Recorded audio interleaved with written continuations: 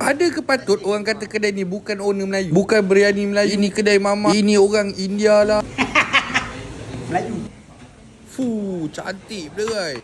Ni Abang Fadli. Kelakar dia ni sebenarnya. Ceria, peramah, sempoi je berniaga pakai kain pelikat. Sekarang kat sini ada nasi biryani. Memang power, memang murah. Nama set ni set biryani kahwin 4. Dia cakap siapa yang handal datang sini try makan 3 orang. Sebab satu set ni boleh makan 3 ke 4 orang. Yang ni jangan tegur dia tak pakai sarung tangan, sebab dia boleh lepas basuh tangan.